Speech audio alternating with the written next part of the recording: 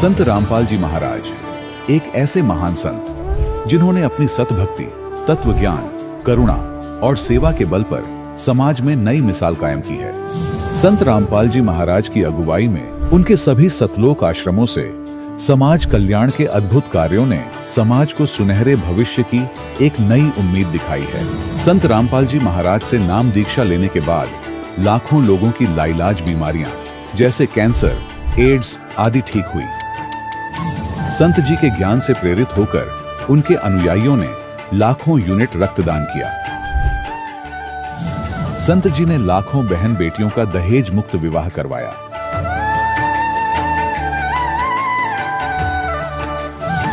संत जी ने लाखों लोगों का नशा छुड़वाया, करोड़ों उजड़े परिवार बसे।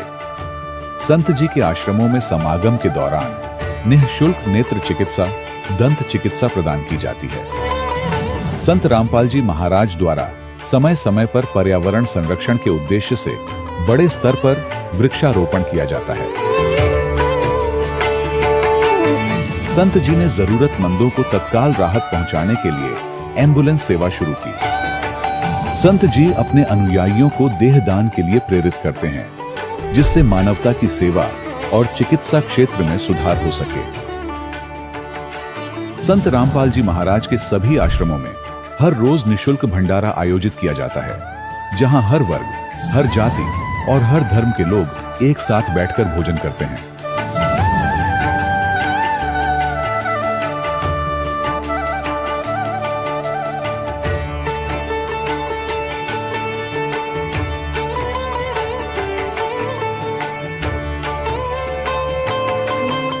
संत रामपाल जी महाराज की अन्नपूर्णा मुहिम ने गरीब और बेसहारा लोगों के जीवन में एक नई ऊर्जा और उम्मीद को जन्म दिया है। घर घर खाद्य सामग्री और जरूरी मदद पहुंचाकर संत रामपाल जी महाराज ने लोगों को दुख और मजबूरी से लड़ने की ताकत प्रदान की है।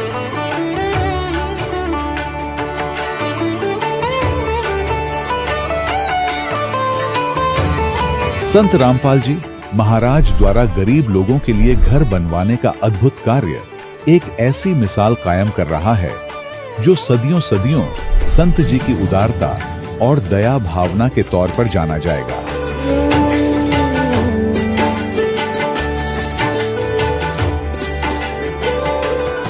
संत रामपाल जी महाराज के आश्रम में हजारों बुजुर्गों को सम्मान और प्यार के साथ जीवन जीने का अवसर मिलता है। उनके खाने, रहने और स्वास्थ्य की पूरी जिम्मेदारी संत रामपाल जी महाराज उठाते हैं। अनाथ बच्चों के लिए संत रामपाल जी महाराज के सभी आश्रम किसी वरदान से कम नहीं। यहाँ उन्हें शिक्षा, संस्कार और भविष्य के लिए बेहतर अवसर प्रदान किए जाते हैं। चाहे बाढ़ हो, भूकंप या महामारी, संत रामपाल जी महाराज और उनके अनुयायी हमेशा ही जरूरतमंदों के लिए सबसे आगे खड़े रहते हैं। कोविड महामारी के दौरान संत रामपाल जी महाराज के आश्रमों से करोड़ों लोगों के लिए भोजन, दवाइयां और जीवन रक्षक सामग्रियां उपलब्ध कराई गई। चाहे गरीब की मदद हो या किसी शोषित और पीड़ित वर्ग के हक और सम्मान की लड़ाई, संत रामपाल जी महाराज ने हमेशा ही उनकी दबी आवाज को सरकारों तक पहुंचाया है और उन्हें उचित न्याय दिलवाने में अहम भूमिका अदा की है। समाज में आध्यात्मिक और सामाजिक मूल्यों के प्रति जागरूकता लाने में संत रामपाल जी महाराज हर कदम पर मानवता के सच्चे सेवक साबित हुए हैं। संत रामपाल जी महाराज का जीवन हमें सिखाता है कि सच्ची सेवा वही है जो निस्वार्थ भाव से की जाए। आइए हम भी इस महान सेवा के कार्य में इस महान संत से जुड़ें और संत रामपाल जी महाराज से नाम दीक्षा लेकर अपने जीवन को धन्य बनाएं।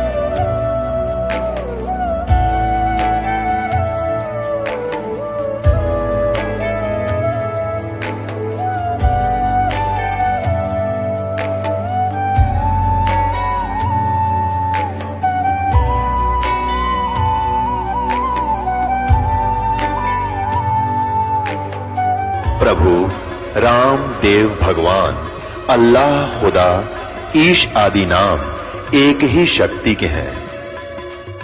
वो कैसा है, कहां है, कैसे मिलता है, किसने देखा है? ये प्रश्नवाचक चिन्ह पूर्ण रूप से हटाने के लिए अवश्य सुनिए जगत गुरु तत्वदर्शी संत रामपाल जी महाराज के अमृत वचन, सर्व पवित्र धर्मों के पवित्र शास्त्रों के आधार पर। सत साहिब दर्शकों, मिलिए कुरुक्षेत्र हरियाणा की अनीता दासी जी से, जो समाज में प्रचलित तमाम देवी देवताओं की भक्ति और अपनी बहन की भूत प्रेत बाधाओं से मुक्ति के लिए पीर के पास तक गईं, लेकिन कोई राहत नहीं मिली। पर आखिर ऐसा क्या हुआ जो अनीता दासी जी की बहन पूर्ण रूप से भूत प्रेत की बाधा से मुक्त हो गईं? और इसका पूरा श्रेय अनीता दासी जी संत रामपाल जी महाराज को देती हैं। लेकिन संत रामपाल जी महाराज ऐसा क्या तरीका बताते हैं जिससे भूत प्रेत तक भाग जाते हैं? आइए अब सुनते हैं अनीता दासी की सच्ची कहानी, उनकी अपनी जुबानी। जी नमस्कार। नमस्कार जी। क्या नाम है जी आपका? अनीता जी। अनीता जी कहाँ से आए हैं आप? पेवा से, सरस्वती खेड़ा पेवा के पास, कुरुक्षेत्र जिला से। संत रामपाल जी महाराज से नाम दीक्षा लेने से पहले आप क्या भक्ति साधनाएं करते थे? जी हम सरसेवाड़े के चले थे। सरसेवाड़े की 11 साल भक्ति करी जी। जब आप 11 साल से डेरा सिरसा में भक्ति कर ही रहे थे तो फिर संत रामपाल जी महाराज की शरण में क्यों आए, जबकि आप डेरा सिरसा में पहले से ही भक्ति कर रहे थे? भगत जी वहाँ पर भक्ति तो कर रहे थे, तो उस भक्ति से माने कोई लाभ नहीं मिला। अन्य देवी देवताओं की भक्ति करे करते, 9 दिन नवरात्रे भी रखे जी, अखंड ज्योत भी जगाई, पर भी जो हमारे पति हैं ना, वो बहुत ज़्यादा बीमार हो गए। भगत जी बहुत ज़्यादा बीमार हो गए। उनकी हालत ऐसी होगी, यानी कि वो लैटरिन बाथरूम भी पैंट में ही कर देते थे चलते चलते, उनको इतना भी पता नहीं था। बहन जी, हम आपसे ये जानना चाहेंगे कि आप 11 साल से डेरा सिरसा में भक्ति कर रहे थे, उसके बाद आपने देवी देवताओं की भी भक्ति की, आपने व्रत भी रखे, आपने अन्य पूजाएं भी की, तो हम आपसे ये जानना चाहेंगे कि संत रामपाल जी महाराज जी से नाम दीक्षा लेने के बाद आपको कोई लाभ मिले? हाँ जी, सारी प्रॉब्लम सोल्व हुई जी। पहले हमारे पति जी ने, हम आश्रम लेकर गए, वहाँ से नाम लिया हमने दोनों ने। तो उसके बाद जी फिर हमने भक्ति करी, गुरु जी से प्रार्थना लगाई। 4 दिन के बाद जी वो खड़ा हो गया। 4 दिन के बाद उठा तो आप नशे में चल गया। इतनी इतनी गोली जी नशे की एक साथ खाजे करता, पानी तक नहीं पीवे था। तो आज उन्हें सब नशे छोड़ दिए। तो फिर उसके बाद हमारे घर पे मकान बना रहे थे हम 2020 में। 2020 में मकान देने खातर मजदूर लगा रखा था। मजदूर लगा रखा था, उसका बेटा था 10-12 साल का। वो ना ऊपर चढ़ गया दीवार पे। दीवार पर चढ़ने के बाद तो हमने बोला बेटा नीचे आ जा। न्यू कह रहा नहीं आंटी, डैडी के साथ में दीवार तोड़ूंगा। उसका डैडी दूसरी दीवार पे था, वो बरांडे की दीवार पे था। जैसे बरांडे के ऊपर स्लेब डाल रखी थी, बरांडे के लेंटर पे स्लेब डाल रखी थी, उसके 4-5 अर्दे रह रहे थे। एकदम स्लेब खिसक गई भगत जी, इतनी किस रह गई, बस पूरी खिसक गई, इतनी स्लेब बची। तो उस पे जो लड़का ऊपर था ना, तो उसने बताया, कह रहा चिट्टे कपड़े वाला आया, कुर्ते पजामे वाला, उन्हें अपने हाथ दोनों स्लेब ऐसे लगा लिए, तो रोक दियो स्लेब। तो ये दया परमात्मा की, संत रामपाल जी की हुई जी मर पे। तो नहीं वो लड़का मर जाता तो हम ना तो हमारा मकान बना था और ना हम कुछ कर सका थे। ये लाभ होया जी। फिर उसके बाद भगत जी मेरी मैस 2 थी मेरे पे। एक मैस मैं थोड़े दिन पहला ले आई थी, एक मैस ने 15 दिन हुए थे आई नगर पे। तो उन 2 मैसा ने कोई जहरीली चीज़ खा ली। जहरीली चीज़ खाने के बाद वो मैसा दोनों बीमार होगी, ना घास खावे ना पानी पीवे, यानी कि दूध भी ना देवें। जो खावेंगी दूध भी कहाँ से देंगे जी। फिर उसके बाद दोनों मैस बीमार होगी, डॉक्टरों की टीम आई कर दी हमारे घर पे। गड्डी में आते थे डॉक्टर, यानी कि 3-3, 4-4 डॉक्टर रोज आते थे। ग्लूकोस भी लगाते थे मैसों के, और टीके का तो घाटा ही नहीं। तो 105 बुखार और 104 बुखार दोनों मैसों का, नीचे नहीं हो रहा था। फिर उसके बाद उन्होंने नहीं राम होया मैसा का। फिर मैंने गुरु जी से प्रार्थना लगाई, भगत जी से फ़ोन कराया मैंने, वहाँ आओ आप नहीं मैसा को संभाल लो, देख लो एक बार। फिर उस पर फ़ोन करने के बाद मैंने फिर परमात्मा तो प्रार्थना लगाई। मैं सबसे बड़ा डॉक्टर जब हमारे पास है तो मैं उन्हें फ़ोन करने और डॉक्टरों तक भी के लाभ मिलेगा, दिखियाली डॉक्टरों पर बहुत तो पर बंदी छोड़ सतगुरु रामपाल जी से प्रार्थना लगाई जी। प्रार्थना लगाने के बाद तो मैं सना श्याम ने ही घास भी खाया जी, पानी भी पिया। पानी पिए पीछा घास खाए पीछा उन्होंने अगला दिन सवेरी दूध भी दिया। और मैं से बिल्कुल ठीक हुई। एक ने 14 लीटर दूध दिया, एक ने 12 लीटर दूध दिया। ये मालिक की दया हुई हमारे पे। आप भगत समाज को क्या संदेश देना चाहते हैं? भगत समाज को मैं तो सो है सरसे वाले के पंथ में जुड़ रहे हैं नहीं मेरे बहन भाई। मैं तो सबका यही प्रार्थना करूँगा जोड़कर जी, वहाँ का रास्ता छोड़ो और ये संत रामपाल जी महाराज पृथ्वी पर पूर्ण संत आ रहे हैं, इनकी शरण में आओ। और सबसे जो मेरे भाई अपने सगे वो नहीं जुड़ रहे जी, मैं उनसे प्रार्थना करती हूँ, यहाँ आओ, नाम दीक्षा ले आओ, अपना किलान कराओ जी। जी धन्यवाद। सच्चाई। दर्शकों, अभी आपने सुने संत रामपाल जी महाराज से दीक्षा प्राप्त करके सुखी हुए भक्त के अनुभव। अब देखिए जगत गुरु तत्वदर्शी संत रामपाल जी महाराज के मंगल प्रवचन।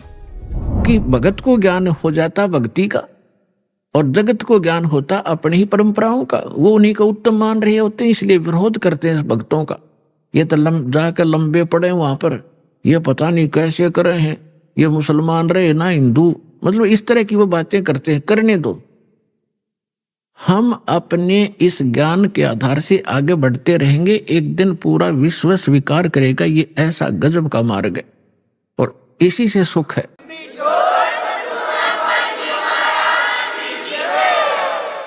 पुण्यात्माओं, ये भक्ति युग आ गया। अभी तक हमने बतेरी बकवाद कर ली। एक बार दास गोवा के अंदर गया हुआ था। गोवा एक स्टेट है समुद्र के किनारे। वहां दूसरे देश को हम विकसित देश मानते हैं, इस इंग्लैंड, इटली और अमेरिका के। वहां समुद्र के किनारे एक एक लंगोट में स्त्री और पुरुष वहां लेट रहे रेते में। और हम वहां सत्संग किया था हमने गोवा में, और हम चले गए घूमने के लिए। तो उनको देख रहे और वो भी अच्छे ना लगे, तो वहां बता रहे थे कि ये क्या कहते हैं, क्यों हो, हमें यहां आकर शांति मिलती है। और ये बड़े वहां सेठ हैं, बड़ी बड़ी कोठियां, इनकी कार है बड़ी बड़ी। कलम देखो इनकी शांति। तय उस रेत में तो कोठी शर्मा मारोगे जहां अशांति है, क्या करोगे? और कट्ठी और कारों की आग अंगारे इकट्ठे कर रहे हैं और उसको विकास मानते हैं और उसको अपना बड़ी महिमा मानते हैं और शांति मिल रेत में। तो आज से 50 वर्ष पीछे झांको, आपके दादे परदादे कैसे रहा करते थे, उस रेत में रहा करते थे, झोंपड़ियों में रहा करते थे, और कितना शांत जीवन जीते थे, कितना उनके चेहरे पर शांति और कितनी खुशी रहती थी। अंत में आपने उड़े टेकना पड़ेगा। यूं तो एक बबुड़िया सा उठ रहा थोड़े दिन का, और 2 वर्ष वर्षा ना हो, ये विज्ञान धरी की धराई रह जाएगी। ये कंप्यूटर पड़े पड़े जरेंगे सारे, और ये जहाज इनमें कोई बैठने नहीं पाएगा। भगवान को प्रसन्न करना पड़ेगा इस संसार के अंदर, अगर कुछ दिन सुख से जीना चाहते हो। और परमात्मा प्रसन्न हो गए, सारे ठाठ कर दे, समय पर वर्षा होने लग जाएगी, सब दुख दूर हो जाएंगे, प्राकृतिक आपदाएं टल जाएंगी, भक्ति करेंगे। ये भक्ति युग है। और भगत के लिए बकवाद नहीं चलेंगी, बकवाद करके भक्ति नहीं हो सकती। तो इन सब बकवादों को त्यागना होगा और भक्ति की राह पर हमने लगना होगा, तभी हम मोक्ष प्राप्त करेंगे। नहीं तो बहुत बुरा भयंकर समय आ जाएगा आने वाले समय। अब हम आते हैं अपने प्रसंग पे कि नीरू नीमा 62 वर्ष के हो गए थे, संतान नहीं थी। अब समाज की दृष्टि से तो बहुत मनहूस थे, लेकिन अध्यात्म मार्ग से वो 1 नंबर की आत्मा थी। उसका प्रमाण भी आपके समक्ष है। जिनकी गोदी में भगवान खेले, वो समर्थ शक्ति जिनको भटक रहे हम खोजने के लिए जंगलों में बैठ के शरीर खत्म कर दिया हमने तपा तपा करके, लेकिन रास्ता ठीक ना होने से वो कहते ना गणत जांडी काटने का आड़ी तरीका था ही हमारा। गण से जांडी कटा नहीं करती हो, तो वही आरी चाहिए या तीखी को आड़ी चाहिए जिससे जांडी कटे। तो हम लकड़ी के गणते जांडी काटा थे, यानी वो विधि परमात्मा पाने की ठीक नहीं थी, और उसके लिए हम भटक रहे थे। और वो परमात्मा उनको मिला जिनको संसार मनुष्य कहा करता था। अब समय जैसे तैसे वो व्यतीत कर लेते हैं, स्वयं तो जिनका संतान नहीं, लेकिन ये संसारिक व्यक्ति अपनी सोच से जब भी उनसे मिलते हैं कोई ना कोई इंजेक्शन लगा ही देते हैं कि एक संतान तो चाहिए थी, एक बालक तो चाहिए था घर में, तो कुछ भूल पड़े तो काल पड़न देता ना, किसी न किसी को भेज कर उनका इंजेक्शन लगा दे। उस दिन भी, उससे पहले दिन उस नीमा का कोई रिलेटिव, कोई बहन आई थी और उसने भी सारी रात यह चर्चा रखी, ए भगवान देखिए बलका बिना तो घर सुना सुना लगे है, बच्चों बिना बता के जीवन है। अब उस माई का फिर वो इंजेक्शन लागी, वह तो चली गई, सारी रात रोई। सुबह वो क्या करते थे, नीरू और नीमा का गंगा में स्नान कराना बंद कर दिया था, क्योंकि मुसलमानों को हिंदू गंगा में, गंगा घाट पर पड़ने नहीं देते थे। तो वो वहां स्नान ना करके लहर तारा तालाब में उसी गंगा के जल में प्रतिदिन स्नान करने जाया करते थे। उस दिन भी वो जा रहे थे। नीमा रो रही थी क्योंकि इंजेक्शन ताजे ताजे लगे थे और रो रही बुरी तरह आंसू डाल रही थी कि हे भगवान शंकर, आपके घर में क्या बच्चों की कमी होगी भगवान, अपनी दासी को एक खिलौना दे देते, जग में मेरा भी गुजारा हो जाता, मुंह ऊपर न उठा कर मैं भी चल सकती। यूं कह के बहुत बुरी तरह रो रही थी। नीरू ने कहा, नीमा यदि हमारे भाग्य में होता तो भगवान पहले ही दे देता, आप रो मत, रो रो के आंखें और खराब कर लेगी, बुढ़ापे में कोई हाथ पकड़ने वाला नहीं है और आंखें तेरी रो रो कर नष्ट हो जाएंगी, तो मेरी बात मान, तो रो मत, सब्र कर। तो जैसे तैसे वो अपने बतलाते हुए नहर तारा तालाब पर पहुंच गए। अष्टानंद वहां से जा चुका था। पहले नीमा ने स्नान किया, स्नान करके उस तालाब से बाहर आ गई। फिर नीरू स्नान करने के लिए प्रवेश किया। नीरू ने, अब नीमा ने फिर जो वस्त्र बांध कर वो स्नान किया था उसको धोने के लिए पुनः किनारे पर गई। पति नहा रहा था। से जून का महीना, गर्मी का मौसम था। तो नीमा ने क्या देखा कि एक कमल के फूल पर कोई वस्तु हिल रही है, पैर हिला रही। परमात्मा बालक शिशु रूप धारण करके और कमल के फूल पर विराजमान हुए और एक पैर को हिला रहे थे, एक पैर को हाथ में पकड़े हुए थे। नीमा ने सोचा, आइडिया सा लगाया कि कहीं सर्प ना हो। फिर ध्यान से देखा कि सर्प नहीं, ये तो बालक है। उसने अपने पति से कहा कि देखना जी, कमल के फूल पर बालक है, इसको उठाना जरा। अब नीरू नहा रहा था और उसने सोचा कि यह मेंटल वाली, इसका मानसिक संतुलन बिगड़ गया इन बालकों की चिंता कर करके। अब इसने इसको जल में भी बालक दिखाई देने लगे। नाता नाता कहता है कि नीमा कुछ सब्र कर, कुछ संतोष कर, विश्वास कर भगवान पर। ये क्या रट लगा रखी है तेने बालक बालक वाली, तुझे अब जल में भी बच्चे दिखाई देने लगे, तू मान जा मेरी बात। नीमा फिर कहते, देखो जी मैं सच कह रही हूं।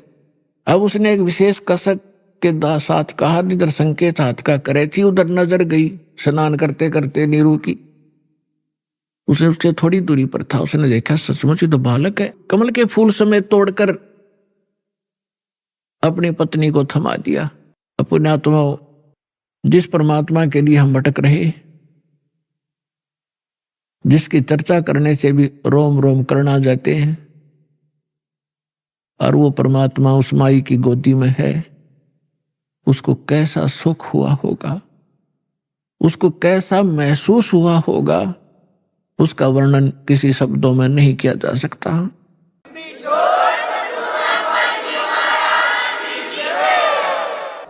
अब आपको आदरणीय गरीबदास साहिब जी के द्वारा परमात्मा की महिमा की वाणी जो प्रकट हुई थी 12वें पंथ में, उसके आधार से आपको सुनाएंगे। जैसे तुलसीदास जी ने लाखों वर्ष पहले घटी घटना रामायण की, भगवान श्री राम और उनकी जो लीला थी, तो लगभग लाखों वर्षों के बाद उन्होंने दोबारा लिख दी चौपाइयों के माध्यम से, और बिल्कुल सत्य है, क्योंकि एक दिव्य दृष्टि प्रदान होती है भगवान की तरफ से प्राणी को। उसके आधार से वो पहले हो रही घटना चलचित्र की तरह देख सकता है। प्रत्येक प्राणी के अंतःकरण में ये सब के अंदर डिपॉजिट है जितनी भी घटना घट रही है इस ब्रह्मांड के अंदर। लेकिन वही देख सकता है जिसका इंटरनेट कनेक्शन फिट हो जाए पर चले, वही देख सकता है। तो इस दिव्य दृष्टि की भी क्षमता होती है। जैसे एक दूरदर्शी होती है 1 किलोमीटर तक देख सकती है, और एक दूरदर्शी होती है ऊपर के ग्रहों तक को देख लेती है। तो इसी प्रकार दो तुलसीदास जी की दिव्य दृष्टि यानी दूरदर्शी थी, दूरबीन थी, वो थोड़ी क्षमता की थी। आदरणीय गरीबदास साहिब जी को परमात्मा पूर्ण ब्रह्म मिले थे, उनको जो दिव्य दृष्टि दी थी वो फुल रेंज की थी। उसने बहुत आगे और पहले की और भविष्य की सब जानकारी गरीबदास साहिब जी ने दी। और 600 वर्ष पहले परमात्मा जो आए थे, जो उनकी वार्ता हुई थी, वो अपनी लैंग्वेज में यथार्थ घटना चित्रार्थ की वो सुनिएगा। 84 बंधन कटे कीनी कल्प कबीरे, भवन 14 लोक सब ये टूटे जम जंजीरे, अनंत कोट ब्रह्मांड में बंदी छोड़ कहाए, सो तो एक कबीरे हैं जननी जने नवाए। परमात्मा स्वयं भी कहा मालिक ना करके, मात पिता मेरे कछु नाही ना मेरे घर दासी, जुल्हे का सुत आण कहाया जगत करे मेरी हासी, ना मेरा जन्म ना गर्भ बसेरा मन बालक बन दिखलाया, काशी नगर जल कमल के ऊपर तहां जुलाहे न पाया। और यही परमात्मा से परिचित वो पुण्यात्मा गरीबदास साहिब जी बता रहे हैं, अनंत कोट ब्रह्मांड में बंदी छोड़ कहाए, सो तो एक कबीरे हैं जननी जने नवाए। गरीबदास जी कहते हैं ये बंदी छोड़ है। यजुर्वेद अध्याय नंबर 5 के और मंत्र नंबर 32 में लिखा है, कबीर अंगारी असी बंभारी असी, रत धामा असी। रत धाम माने सतलोक का मालिक, और बंभारी माने बंधनों का शत्रु, बंधनों का नाश करने वाला बंदी छोड़। अंगारी माने पापों का नाशक, पापों का शत्रु। ये कबीर परमात्मा है और वो सतलोक का मालिक है। तो यहां स्वयं परमात्मा भी कहते हैं, बंदी छोड़ हमारा नामम, अजर अमर है अस्थिर ठामम, अमर करूं सतलोक पठाऊं, तात बंदी छोड़ कहूं। यहां गरीबदास जी भी कह रहे हैं, अनंत कोट ब्रह्मांड में बंदी छोड़ कहाए, सो तो एक कबीर है जननी जने नवाए। शब्द स्वरूपी साहेब धनी, शब्द से अंद सब माही, बाहर भीतर रम रहा जहां तहां सब ठाई, जल थल पृथ्वी गगन में बाहर भीतर एक, पूर्ण ब्रह्म कबीर हैं ये अवगत पुरुष अलेख। सेवक होकर उतरे इस पृथ्वी के माही, जीव उदाहरण जगत गुरु बार बार बलि जाही। अब वो महापुरुष गरीबदास साहिब जी जिनको भगवान मिले थे, सचखंड लेकर गए थे, फिर वापस छोड़ा था। परमात्मा को आंखों देखकर उनसे प्राप्त दिव्य दृष्टि और ज्ञान योग खुल जाने के उपरांत क्या कह रहे हैं कि सेवक होकर उतरे। उतरे माने वहां से चलकर आए, अवतरित हुए इस पृथ्वी के माही, दास बनकर आए, एक जुलाहा बनकर हमें दिखाया कि यदि तुमने मुक्ति चाहिए, इनकी यहाँ की बकवादों को देखकर अपने मूल उद्देश्य को भूलो मत। ये दिखाया परमात्मा ने कि मेरे से निर्धन तुम नहीं हो सकते, और मैं सत भक्ति करता था भगवान पर विश्वास करके, दिखाया करते थे हमें, वो खुद रिहर्सल कर रहे थे एक हमें समझाने के लिए। और फिर परमात्मा कहते हैं कि मेरे ऊपर एक ऐसी आपत्ति डाल दी थी इन लोगों ने, झूठी चिट्ठी लिख दी थी कि कबीर भंडारा करेगा। 18 लाख व्यक्ति आगे थे, ये साधु संत, और परमात्मा ने 18 लाख व्यक्तियों को, एक झोंपड़ी में बैठे व्यक्ति, जनता की नजर में वो व्यक्ति थे, धानक और गरीब दुल्हा शूद्र थे। और अब पता चला, क्या चला, वो तो मालिक थे, लाल थे, पूरी सृष्टि के पालनहार थे। 18 लाख व्यक्तियों को 3 दिन तक मोहन भोजन खिला दिए, 36 व्यंजन खिलाए, लाडू, कचौड़ी, सेब, संतरे, काजू, किशमिश, जो भी जिसने जो खाद्य पदार्थ थी, और दही बड़े। 18 लाख व्यक्तियों को 3 दिन भोजन कराना, कलजा फट जा, राजा हिल जा देश का। और एक झोपड़ी में बैठा गरीब व्यक्ति और इतना भोजन करा रहा, साथ में फिर दोहर दे रहा प्रत्येक खाने के उपरांत, जैसा कि चिट्ठी में उन दुष्टों ने लिख दिया था वो भी पालन कर रहे हैं। और साथ में एक असरफी सोने की, स्वर्ण की मोहर दे रहे हैं, तो 10 ग्राम सोना, और वो भी दे रहे थे। तो परमात्मा यही सिद्ध करना चाहते थे कि तुम यहां भक्ति करो केवल, और फिर मैं देखूंगा तुम्हारे सारे व्यवसाय को। देखो, माता पिता को बच्चों की सब चिंता रहती है कि अब इसको किस चीज की आवश्यकता है। गर्मी आती है तो गर्मियों के कपड़े, सर्दी आती है तो सर्दियों के कपड़े, समय पर भोजन व्यवस्था सारा कुछ करते हैं। तो आप उसके बालक बन गए इस दीक्षा के लेने के बाद, आपका पुनर्जन्म हुआ है इसी जीवन में। जिस दिन सतगुरु भेंटिया ता दिन लेख जान, बाकी समय गंवा दिया बिना गुरु के ज्ञान। जब तक गुरु से उपदेश नहीं मिलते तब तक आपका जीवन, मनुष्य शरीर होते हुए मनुष्य का जीवन नहीं जी रहे थे। हम तो अन्य पशु पक्षियों जैसे ही क्रियाओं में व्यस्त थे। और जिस दिन से सतगुरु मिलते हैं हमारी सब क्रियाओं में परिवर्तन होता है, हमारा आध्यात्मिक जन्म होता है। तो आप उस परमात्मा के वचन के पुत्र हो गए हो, पुत्री हो गई हो। अब उसको चिंता रहेगी अगर आप विश्वास के साथ मर्यादा में रहकर परमात्मा की भक्ति करते रहोगे। कबीर साहब कहते हैं, कल्पे कारण कौन है, तू कर सेवा निकाम, और मन इच्छा फल दूंगा जो पड़े मेरे ते काम। जब मेरे सतर का काम होगा ना, जब देखना मेरे रंग, अपने आत्मा कितना धनी या कितना उच्च पोस्ट प्राप्त प्राणी हो, चाहे प्रधानमंत्री हो, उसका लड़का जा रहा है कि कार में एक्सीडेंट में मर गया, तो वो समर्थता के काम आई उसकी। और भगवान के साथ प्रधानमंत्री भी भगवान की भक्ति कर रहा होता और बेटा भी कर रहा होता, तो वहां धनी का काम था वहां पर बचाने का। जीव नहीं बचा सकता चाहे कितना महिमावान हो। तो यहां कहते हैं, कल्पे कारण कौन है, क्यों चिंतित रहता है तू, कर सेवा निकाम, निष्काम भाव से भक्ति कर मेरी, और मन इच्छा फल दूंगा जब पड़े मेरे ते काम। तो परमात्मा पर विश्वास करके भक्ति करो।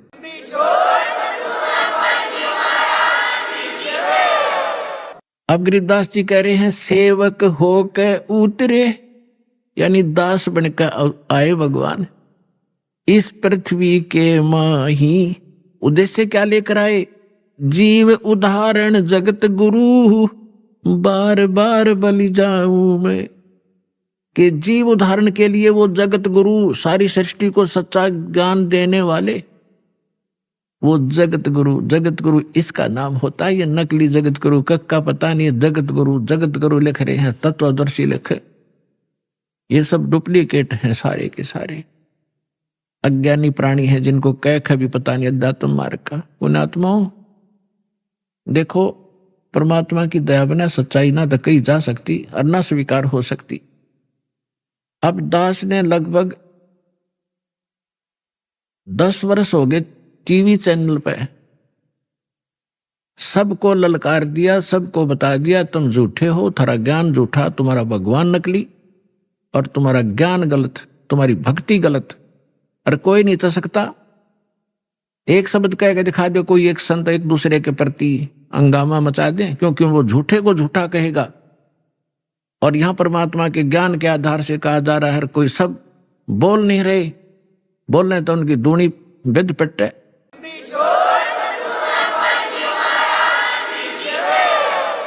तो ये परमात्मा की दया है बच्चों, आप तक यो ज्ञान पहुंच पाया।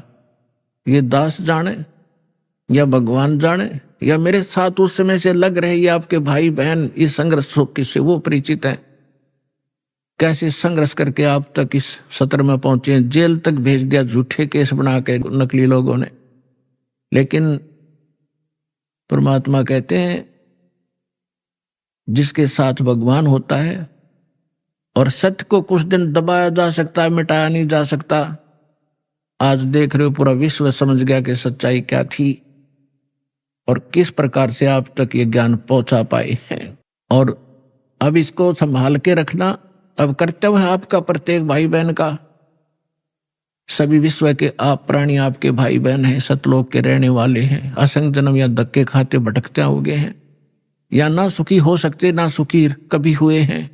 सबको बता दो, डंडोरा पीट दो कि मोक्ष होगा तो सतलोक आश्रम में है, नाम लो और अपना कल्याण कराओ।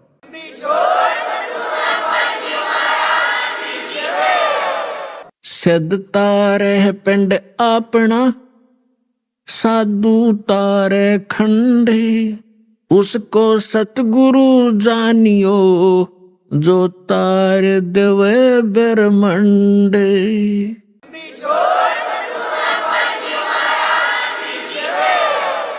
अब यहां परमात्मा के विषय में गरीबदास साहब जी कह रहे हैं, सेवक होकर उतरे दास बनकर कबीर दास एकाधीन घूमा करते थे। हमें एक रिहर्सल बता गए कि यहाँ की फोकट महिमा ने देख कर फूलियो मत, ये तुम्हारी दुश्मन सिद्ध हो जाएगी इस भक्ति मार्ग में।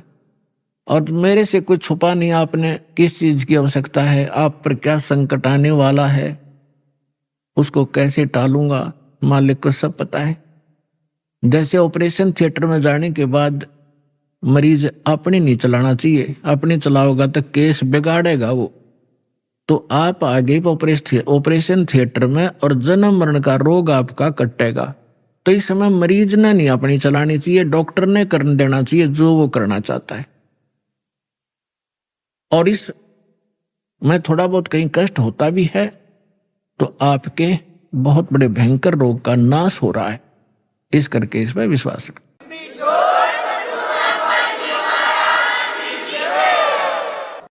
काशीपुरी कष्ट किया उतरे अधर अधारे, अधर अधार ऊपर से न्यू के न्यू आए। मोमन को मुद्रा हुआ फिर जंगल में दीदारे। मुसलमान को परमात्मा मिले और जंगल में उनका दर्शन हुए।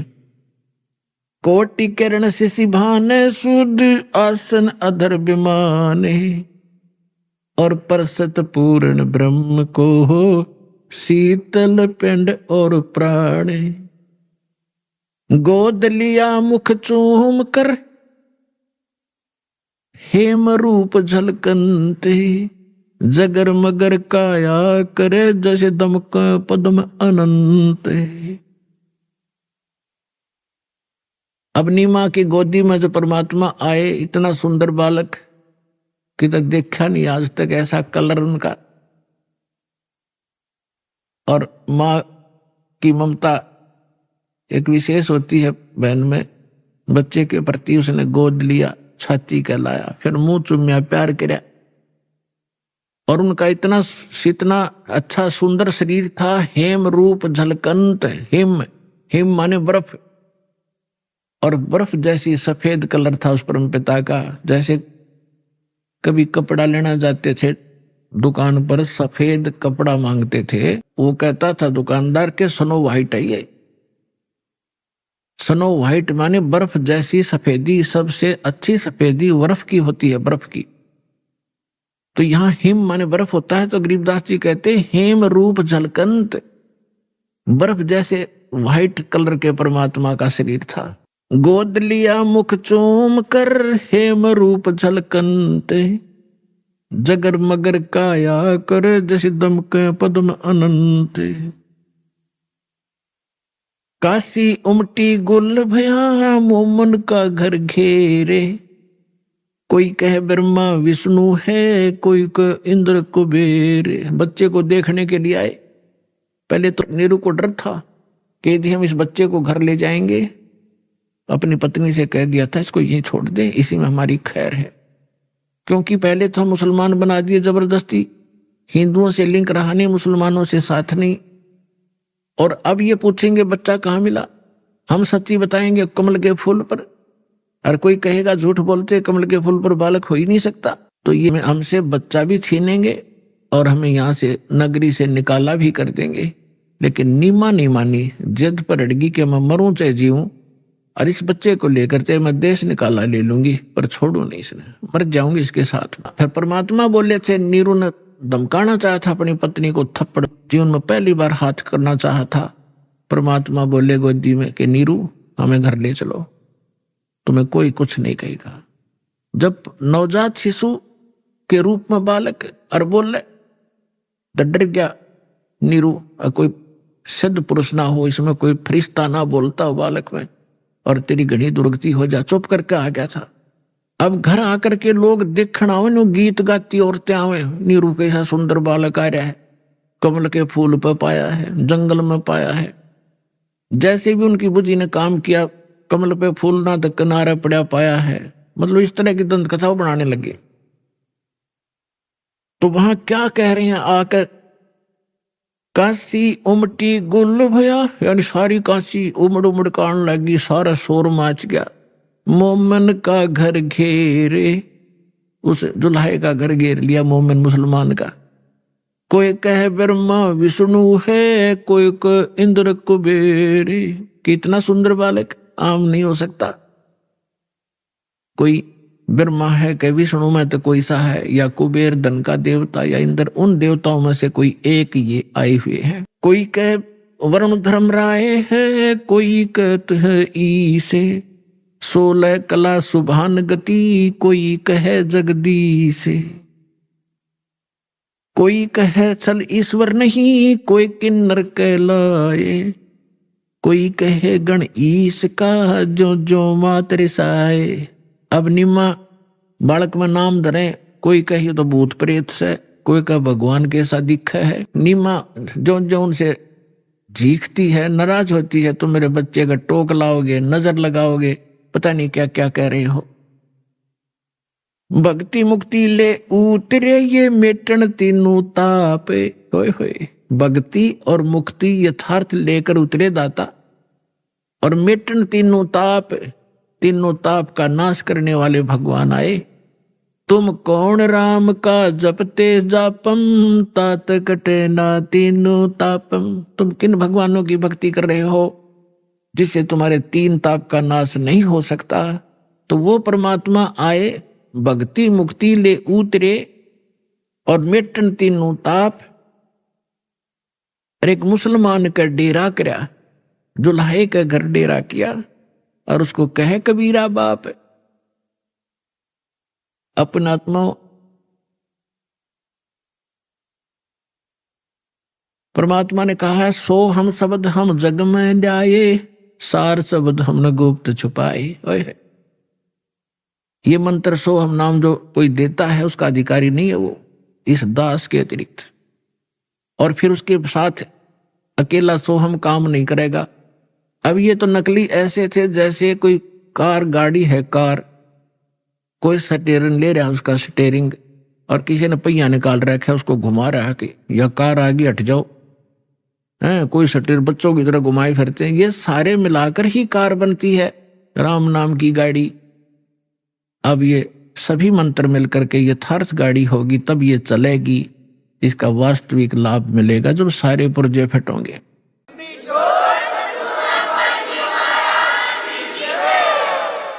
दूध न पीवे न अन्न भखे, न पलने झूलनते। अदर अमान ध्यान में कमल कला फूलनते। परमात्मा ने 25 दिन तक ना कुछ खाया ना पिया। अब नीमा को चिंता होगी कि हे परमात्मा, रोने लगी बुरी तरह कि बच्चा कुछ खा नहीं रहा तो कभी भी शरीर छोड़ सकता है।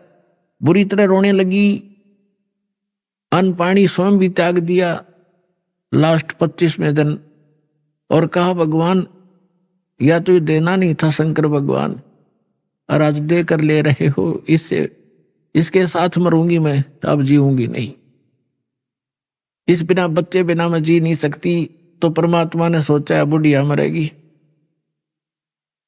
उसी समय शंकर भगवान को प्रेरणा की शिव मंडल में उसके लोक से एकदम वो सतर्क हुआ, क्या को मुझे कौन पुकार रहा है। झांक कर देखा एक माई रो रही है, एक साधु रूप बना के। शंकर भगवान वहां आए और पूछा माई क्यों रो रही है। नीमा ने कहा कि महाराज मेरे दुख ने ना सुनो, आप भी दुखी हो जाओगे। यूं कह के फिर रोने लगी। तो भगवान शंकर ने कहा माई, कहा करते हैं अपना दुख दूसरे ने सुना दे कुछ हल्का हो जाता है। मेरे लायक कुछ होगा तो मैं कुछ तेरे को भली बात बताऊंगा, तू बता क्या बात है। तो भगवान शंकर से नीमा ने बताया कि हमारे संतान नहीं थी बाबा जी, और एक दिन हृदय से पुकारा था अपने भगवान शंकर को, एक कमल के फूल पर लाल दिया मुझे, और ये लड़का 25 दिन का हो गया, ना कुछ खाता ना पीता। तो उसने कहा मुझे दिखा तेरा बालक।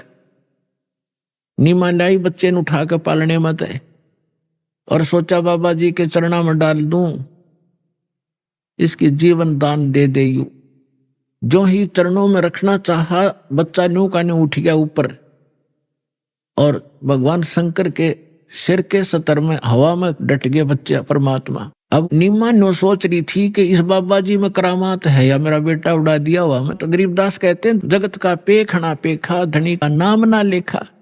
जो सब कुछ करने वाला उसका जिक्र भी नहीं तुम्हारे पास, फलाने ने कर दिया, धकड़े ने कर दिया, ऐसे तुम अटपट कर रहे थे। अब भगवान शंकर ने सोचा ये कोई सिद्ध पुरुष है, कोई सिद्धि युक्त है। उन्होंने ऐसे हाथ किया गोदी में लेने के लिए, परमात्मा उनकी गोदी में आ गए, और आपस में दोनों की 7 बार चर्चा हुई। अभी आपने सुने संत रामपाल जी महाराज के मंगल प्रवचन। आइए अब सुनते हैं संत रामपाल जी महाराज से नाम दीक्षा लेकर सतभक्ति करके अद्भुत लाभ प्राप्त करने वाले अनुयायी के विचार। दर्शकों, तत्व ज्ञान एक ऐसा मुकाम है जिस तक पहुंचने के लिए अनेक प्रकार की शंकाओं से युक्त सीढ़ियों को पार करना आवश्यक है। ऐसे में प्रमाण ही व्यक्ति को आगे बढ़ने के लिए विशेष सहारा देते हैं। जुगल जी के लिए भी तत्व ज्ञान तक पहुंचने में सीढ़ियों का काम किया ज्ञान गंगा नामक पुस्तक के ज्ञान भरे पृष्ठों ने। ये पुस्तक उनके लिए चमत्कारिक साबित हुई, जिसमें सदग्रंथों पर आधारित प्रमाणित तत्व ज्ञान है। दरअसल जुगल जी भोपाल मध्य प्रदेश के रहने वाले व्यक्ति हैं। वो अपने जीवन काल में बहुत दुखी रहे हैं। वो अपने हृदय रोग से पीड़ित थे। घर में आर्थिक तंगी थी, भूत बाधा थी तथा ग्रह क्लेश भी रहता था। पर जिस दिन से इन्हें ज्ञान गंगा पुस्तक मिली है, तब से मानो इनकी जिंदगी नए मुकाम पर पहुंच गई हो। तत्वदर्शी संत रामपाल जी महाराज जी द्वारा लिखित उस पुस्तक में इन्होंने चौंका देने वाले रहस्यों का खुलासा पढ़ा। उस अनमोल ज्ञान को समझ इन्होंने संत रामपाल जी महाराज जी से नाम दीक्षा ली तथा आज ये वो सुख प्राप्त कर रहे हैं जो ये अपनी जिंदगी में प्राप्त करना चाहते थे। संत जी की शरण में आने से जुगल जी का हृदय रोग बिना इलाज के ठीक हुआ, घर की भूत बाधा दूर हुई, आर्थिक स्थिति सुधर गई तथा एक भयंकर रोड एक्सीडेंट में जीवन रक्षा भी हुई है। अब सुनिए जुगल जी की सत्य घटना पर आधारित जीवन कहानी उन्हीं की जुबानी। नमस्कार सर। सर साहब सर क्या नाम है आपका? Sir Jugaldas Lavanshi sir. Sir कहाँ से आए हैं आप? सर ग्राम बिजावन कला, तहसील बैरज से, जिला भोपाल, मध्य प्रदेश से आया हूँ सर मैं। सर संत रामपाल जी महाराज से नाम दीक्षा आपने कब ली? सर संत रामपाल जी महाराज की शरण में सर मैं 23 मार्च सन 2017 में आया सर। सर संत रामपाल जी महाराज से नाम दीक्षा लेने से पहले आप क्या भक्ति साधनाएं करते थे? सर संत रामपाल जी महाराज की शरण में आने का ये रहा सर, मैं पहले सन 2011 में सर आसाराम बापू जी की शरण में गया था सर। मेरा भैया थे सर, बड़े भैया, उन्होंने आसाराम बापूजी से दीक्षा ले रखी थी सर। उन्होंने बोला ये ब्रह्म गुरु है, इनसे नाम दीक्षा ले ले, तेरे सब रोग दूर हो जाएंगे और मोक्ष होगा, शांति मिलेगी, नाम दीक्षा ले ले। तो सर उनके बड़े भैया के कहने पे सर मैंने सन 2011 में आसाराम बापूजी से नाम दीक्षा लिया सर। उसके बाद सर आसाराम बापूजी से नाम दीक्षा लेने के बाद सर मेरे को हार्ट अटैक की बीमारी थी सर। सांस लेने छोड़ने में सर दर्द होता था सर सीने में। तो सर मुझे आशा थी कि सर शायद यहाँ से मेरा ये दुख दूर हो जाए सर। और सर आर्थिक स्थिति भी ठीक नहीं थी सर। तो सर उन आसाराम बापूजी की शरण में जाने के बाद सर मैं सन 2011 से 2016 तक रहा सर। लेकिन सर मेरी ना आर्थिक स्थिति ठीक रही, ना घर में अशांति बनी रहती है, ना वो दूर हुई सर। और ना सर मेरा हृदय का रोग जो था सर, हार्ट अटैक जैसा आता था सर, झटका लगता था, मतलब सांस ना लेने की बनती थी ना छोड़ने की बनती थी, एकदम जैसे कि मतलब मरी जाए इंसान, ऐसा झटका लगता था सर। तो आसाराम बापूजी की शरण में जाने के बाद सर वहाँ से मुझे इसमें से कोई लाभ नहीं हुआ है सर। तो सर सन 2016 के बाद में सर हमारे सर मौसा जी हैं सर, उनके यहाँ मैं एक दिन गया सर। मौसा जी के यहाँ कभी कभी जाते रहते थे। तो मौसा जी संत रामपाल जी महाराज की शरण में पहले से थे। तो सर उनके यहाँ मैं गया एक दिन। तो सर वहाँ मैंने देखा सर शाम को सत्संग चल रहा था सर, और वो ऐसे सर आड़ा होके ऐसा कुछ प्रणाम करते थे। तो मैंने पूछा सर मौसा जी आप ये क्या करते हो? तो उनने बोला है संत रामपाल जी महाराज है, इनसे हमने नाम दीक्षा ले रखी है, इनको दंडवत प्रणाम करना पड़ता है, साक्षात परमेश्वर है। तो मैंने कहा ये टीवी पे आप कैसे क्या देखते हो, ये क्या बताते हैं ऐसे पन्ने खोल खोल के? सर मेरे को ऐसा होता था कि ऐसे ही क्यों ऐसे टाइम वेस्ट कर रहे हो आप? तो उन्होंने कहा कि ये पूर्ण गुरु है, इनसे नाम लेने मात्र से बहुत लाभ होता है, तू इस ज्ञान को समझ और इनकी शरण में आ जा, अगर तेरे भी जो दुख कष्ट होंगे वो भी दूर हो जाएंगे। तो मैंने कहा मैंने आसाराम बापूजी की शरण ले रखी। बोले तू एक बार संत रामपाल जी महाराज का ज्ञान भी समझ के देख। तो सर उन्होंने मुझे, मैंने कहा ठीक है देख लूँगा टाइम मिलेगा। तो सर मुझे ऐसा इंटरेस्ट नहीं था सर, पहले वो फिल्मी टाइप का सर सब वो सीरियल वगैरह ये देखता था, फिल्म वगैरह, तो इस चीज़ों में इंटरेस्ट नहीं रखता था सर। तो उन्होंने सर मुझे एक बुक दी सर, ज्ञान गंगा करके एक पुस्तक थी सर। तो उन्होंने कहा कि इस पुस्तक को पढ़ना, इस पुस्तक को पढ़ने के बाद इसमें बताना तुझे क्या समझ आया, और इसमें कुछ अगर गलत हो कि ये मुझे गलत लग रहा है तो बताना हमें, क्योंकि हमारे गुरुजी संत रामपाल जी महाराज सभी वेद शास्त्रों से प्रमाणित ज्ञान बताते हैं। तो पुस्तक लेके गया सर मैं ज्ञान गंगा। तो सर उसको मैंने एक दिन टाइम मिला, मैंने कहा यार पुस्तक पढ़ते हैं, धार्मिक ज्ञान गंगा दी थी, आखिर देखते तो है उसमें कैसा क्या है। सर उसको खोला मैंने, उसकी पृष्ठभूमि देखी सर मैंने। तो उसकी पृष्ठभूमि देखी सर, मुझे ऐसा लगा ब्रह्मा विष्णु महेश अजर अमर नहीं है, ये नाशवान है, शेरावाली का पति है, हम जन्मते मरते, इनमें किसका स्वार्थ है? सर मेरा ये सुन के मैंने कि ये क्या है, ये तो कुछ सच हो सकता है कि ब्रह्मा विष्णु महेश की मृत्यु हो सकती है, शेरावाली का पति हो सकता है, हम ये ब्रह्मा विष्णु महेश अजर अमर नहीं है, इनकी मृत्यु हो सकती है। तो सर मुझे ये विश्वास नहीं हुआ सर। मैंने अनुकोणिका में देखा सर, उसके पृष्ठ क्रमांक गया खोला, ज्ञान गंगा में देखा मैंने पृष्ठ क्रमांक, इस पे लिखा है पूरे सर। उसमें मैंने देखा है कि संत रामपाल जी महाराज की जो ज्ञान गंगा पुस्तक है उसमें सर मुझे प्रमाण सहित देखने को मिला कि हाँ वास्तव में सदग्रंथ वेद शास्त्र प्रमाण सहित बता रहे हैं कि वास्तव में ब्रह्मा विष्णु महेश अजर अमर नहीं है, ये नाशवान है, इनकी जन्म और मृत्यु होती है। तो सर मुझे ऐसा लगा कि ये तो वास्तव में सही है, ये तो सभी वेद शास्त्रों से प्रमाणित ज्ञान बता रहे हैं, और उसका प्रूफ भी दे रहे हैं कि गीता अध्याय नंबर श्लोक सहित इसमें ये लिखा है। तो सर उसको हमने देखा कि ये तो मतलब वेदों से शास्त्रों से प्रमाणित ज्ञान बताया है। तो उससे हमें ज्ञान हुआ कि वास्तव में ये तो सत्य ज्ञान है। आज तक हम कहाँ भ्रमित हो रहे थे, भटक रहे थे। तो सर मैंने मौसा जी से कहा कि हम नाम दीक्षा ले सकते हैं संत रामपाल जी महाराज से। तो उन्होंने कहा क्यों नहीं, आपको ज्ञान समझ में आए, आपकी इच्छा है नाम लेने की, तो आप बिल्कुल संत रामपाल जी महाराज की शरण में आके नाम दीक्षा ले सकते हैं। फिर उन्होंने वहाँ गांधीग्राम आश्रम पर ले गए वो संत रामपाल जी महाराज से। सर हमने संत रामपाल जी महाराज से नाम दीक्षा लिया सर। सर आपने बताया कि आपको हार्ट की बीमारी थी, 7 साल तक आप इस बीमारी से जूझते रहे। मात्र इतनी सी छोटी उम्र में आपको हार्ट की बीमारी हो गई। आप आसाराम जी के पास गए लेकिन वहां से आपको कोई लाभ नहीं मिला। फिर संत रामपाल जी महाराज के किसी शिष्य के कहने पर आपने संत रामपाल जी महाराज से नाम दीक्षा ली। तो क्या संत रामपाल जी महाराज से नाम दीक्षा लेने के बाद आपकी जो बीमारियां थी वो ठीक हुई, और क्या कोई लाभ भी प्राप्त हुए आपको संत रामपाल जी महाराज से नाम दीक्षा लेने के बाद? सर संत रामपाल जी महाराज की शरण में ना आने से पहले से सर मुझे एक बीमारी थी हार्ट अटैक की, जो सर सांस लेने में दिक्कत होती थी सर। कोई भी काम करता रहता था तो सर अचानक हार्ट अटैक आ जाता था तो सर वहीं सांस थम जाती थी, सांस लेने की बनती थी ना छोड़ने की बनती थी। संत रामपाल जी महाराज की शरण में आने से पहले मैंने जांच भी करवाया था कि, और आसपास अस्पतालों में भी दिखवाया था। मम्मी देवी देवताओं के पास, इनके पास भी लेके जाती थी। वो बोलते थे ये पूजा कर देना, वो कर देना, इससे ठीक हो जाएगा। तो वहाँ से भी ठीक नहीं हुआ सर। तो सर 1-2 बार अस्पताल में भी बताया सर, उन्होंने टेबलेट दी सर, 15-15 20-20 दिन का सर कोर्स दिया उन्होंने, वो भी किया सर। कुछ दिन 15 दिन का कोर्स रहते थे तो सर 2 दिन आराम रहता था सर मुझे बस। उसके बाद कोर्स ख़त्म हुआ। वैसे सर दिन में 3-4 बार वो मुझे अटैक टाइप का आता रहता था सर।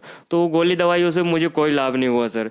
तो डॉक्टर ने सर पूरी छाती का एक्सरा किया तो उन्होंने कहा सर आपके हृदय के गठन टाइप की बनी हुई है, आपका ऑपरेशन करके उसको सर निकालना पड़ेगा। मैंने एक्सरा करवाया था, उसकी रिपोर्ट और एक्सरा है सर।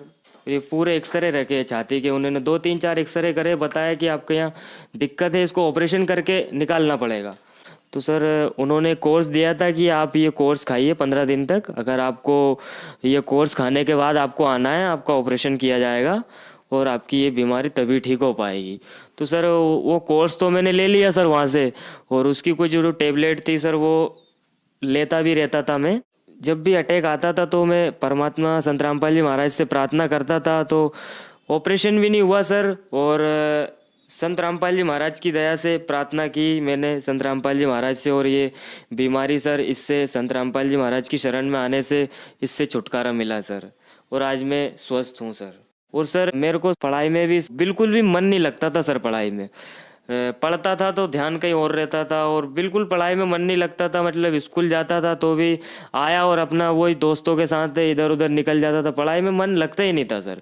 संत रामपाल जी महाराज की शरण में आने से पढ़ाई में सर अच्छा मन लगने लगा। और सर जब 10th क्लास की बोर्ड परीक्षा पास आने लगी तो सर मैंने संत रामपाल जी महाराज से प्रार्थना करी, दाता मैं तो आर्थिक स्थिति मेरी घर की ठीक नहीं है सर, तो परमात्मा मैं तो कोचिंग भी नहीं लगा सकता हूँ, जितना होगा परमात्मा मैं तो घर पे ही पढ़ूंगा दाता, और आप ही इस बोर्ड परीक्षा में इस दास को सफलता दिलाना। और जैसे सर मैंने एग्ज़ाम दिया, एग्ज़ाम देने जाता था मैं संत रामपाल जी महाराज को प्रणाम करके जाता था, दाता आप ही दया रखना। तो सर जैसे मेरे बोर्ड के एग्ज़ाम ख़त्म हुए तो सर जैसे रिज़ल्ट आया तो उसमें मैंने देखा तो सर मेरे 71.2% थे सर।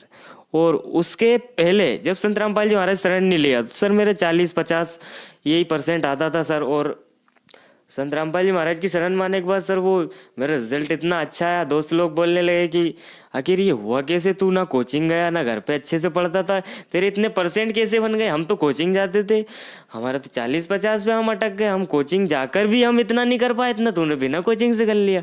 मैंने परमात्मा संत रामपाल जी महाराज का धन्यवाद किया दिल से। संत रामपाल जी महाराज की शरण में आने के बाद सर एक दिन मैं बाइक से सर को छोड़ने जा रहा था, बारिश का टाइम था थोड़ा, तो बारिश हो रही थी, धीरे धीरे गाड़ी ऐसी रोड पे थोड़ी फिसल के चल रही थी।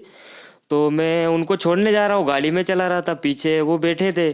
तो गाड़ी में जैसे वहाँ से लेके गया, उन्हें लेके जाने के बाद गाड़ी मैंने 4 किलोमीटर चलाई। 4 किलोमीटर चलाने के बाद सर मुझे खुद नहीं पता है कि 4 किलोमीटर चलाने के बाद गाड़ी मेरी कौन लेके गया चला के, कैसे चली गाड़ी, मुझे कोई अनुभव नहीं। संत रामपाल जी महाराज से ऐसा अनुभव हुआ था कि बेटा तू बस नियम में रहना और अपना जो मैंने नाम दिया है उसका सुमरन करते रहना। तो मैं उनको लेके गया सर आगे 5 किलोमीटर गाड़ी चलने के बाद। उसके आगे 5 किलोमीटर गाड़ी कैसे गई ना तो सर मैंने उसे देखा, ना मुझे पता कि कैसे चला के ले गया, कौन चला के ले गया गाड़ी। सर एक्सीडेंट ऐसा हुआ सर कि सामने वाला तेज स्पीड में आ रहा था सर, बारिश का टाइम था, जो मेरे पीछे वाला था उसने बताया, मुझे तो सर याददाश्त थी मेरी क्या पता कहाँ चली गई थी, तो उन्होंने बताया कि सामने वाला तेज स्पीड में आ रहा हो, उसने गाड़ी अपनी गाड़ी में ठोक दी। तो सर उसका यहाँ से सिर मतलब 12 टाँके आए थे, इतना तेज उसका। तुरंत उसे भोपाल रेफर किया था, जो पीछे बैठा था मेरे, और मैं बाइक चला रहा था। मुझे सिर्फ बेहोश हुआ और मुझे ना एक्सीडेंट का दृश्य दिखाई दिया, ना कैसे एक्सीडेंट हुआ वो दृश्य दिखाई दिया, और ना कोई मुझे चोट आई। बस हल्का सा थोड़ा सा स्क्रैच आया था यहाँ पर। तो मैं अस्पताल में आया, अस्पताल में आके मुझे होश आया। संत रामपाल जी महाराज की दया से मुझे ना कोई चोट आई, और जो मेरे पीछे बैठा था उसको काफ़ी चोट आई, उसको भोपाल रेफ़र किया गया, और मुझे कोई चोट नहीं आई। संत रामपाल जी महाराज की दया से मैं बिल्कुल ठीक हूँ। घर में सर लड़ाई झगड़े क्लेश रहता था सर, शांति नहीं रहती थी सर। आपस में भाई लड़ गए, मम्मी ये वो लड़ते रहते थे सर। तो संत रामपाल जी महाराज की शरण में आने के बाद सर आर्थिक स्थिति भी घर की ठीक हो गई सर। और सर संत रामपाल जी महाराज की शरण में आने के बाद आर्थिक स्थिति तो ठीक हो ही गई सर। और सर घर में सर ये भूत प्रेत की ये साया रहता था। मम्मी बोलती थी कि आज मुसानी पूजा करना है, आज उस देवता के यहाँ जाना है, आज उस देवता के यहाँ जाना है। तो वो मतलब हफ्ते में 2-3-4 बार वो किसी पंडा पंडी को मतलब बुला के लाती रहती थी कि अपने घर में किसी ने करतब करवा रखा है, या फिर मेलानी यो भी अपने घर में चक्कर है, इसलिए सुख शांति नहीं आती है। तो मैं जब से संत रामपाल जी महाराज की शरण में आया, तब से मैंने अपनी मम्मी से बोला कि आप नाम ले लीजिए संत रामपाल जी महाराज से, और ये ऑटोमेटिक 9-11 हो जाएंगे, ऐसे बिल्कुल घर ऐसा बिल्कुल सुख शांति हो जाएगी। तो संत रामपाल जी महाराज की दया से मेरी मम्मी ने भी सर नाम दाम लिया सर। और तब से सर मम्मी भी पहले बहुत बीमार रहती थी सर, महीने में 1-2 बार सर उनको अस्पताल ले जाते रहते थे, बोतल वगैरह, कमजोरी थी शरीर में उन्हें काफ़ी। तो उनने संत रामपाल जी महाराज से नाम दीक्षा लेने के बाद सर वो भी अभी ठीक है, उन्हें बीमारी बहुत कम होती है सर।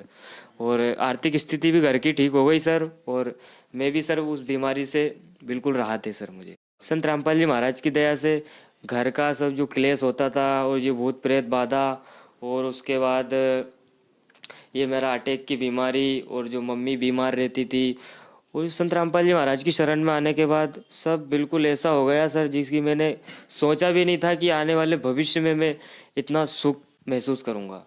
युवा पीढ़ी से मेरा सभी भाई बहनों से निवेदन है कि इस ज्ञान को आप शास्त्रों के से मिला लें, जिससे कि कोई भी किसी भी गुरु संत महात्माओं से जुड़े हैं, कोई सी पंथ से जुड़े हैं। लेकिन मैं भी पहले 1-2 पंथ में रहा हूँ, आसाराम बापू जी के पंथ से रहा हूँ। संत रामपाल जी महाराज जो भी ज्ञान देते हैं, जो भी भक्ति मार्ग बताते हैं, मोक्ष का मार्ग बताते हैं, सब अपने गीता जी और सभी वेद शास्त्रों में प्रमाणित ज्ञान बताते हैं। जो वेदों में प्रमाणित है, वेद कह रहे हैं कि इस नाम से और ऐसी साधना करने से मुक्ति होगी। संत रामपाल जी महाराज सभी वेद शास्त्रों से प्रमाणित और शास्त्रों के अनुकूल साधना बता रहे हैं। तो आप सभी से प्रार्थना है कि आप संत रामपाल जी महाराज के वेदों से प्रमाणित ज्ञान को समझे, और संत रामपाल जी महाराज की शरण में आके उनसे नाम दीक्षा लेकर अपना कल्याण कराएं। सर संत रामपाल जी महाराज से नाम दीक्षा कैसे ले सकते हैं? सर संत रामपाल जी महाराज से नाम दीक्षा लेना तो सर वैसे कोई कठिन नहीं है। सबके घर में आजकल टीवी तो होती है, टीवी मोबाइल। तो संत रामपाल जी महाराज का प्रवचन चलता है, अनेक चैनलों पर प्रवचन आता है। तो सत्संग के दौरान सर टीवी पे नीचे एक पट्टी चलती रहती है कि नाम दीक्षा लेने के लिए संपर्क करें, किसी भी जानकारी के लिए आप, तो उस फ़ोन नंबर पे आप फ़ोन लगाकर आप बात कर सकते हो, और अपने नज़दीकी नामधाम केंद्र की जानकारी आपको वो टेलीफोन नंबर लगाओगे तो वहाँ से दी जाएगी, और आपके पास में जो नज़दीकी नामधाम केंद्र होगा वहाँ का आपको पता दे दिया जाएगा, और आप वहाँ से जाके आसानी से निःशुल्क संत रामपाल जी महाराज से नाम दीक्षा ले सकते हैं। धन्यवाद सर। सत साहिब जी।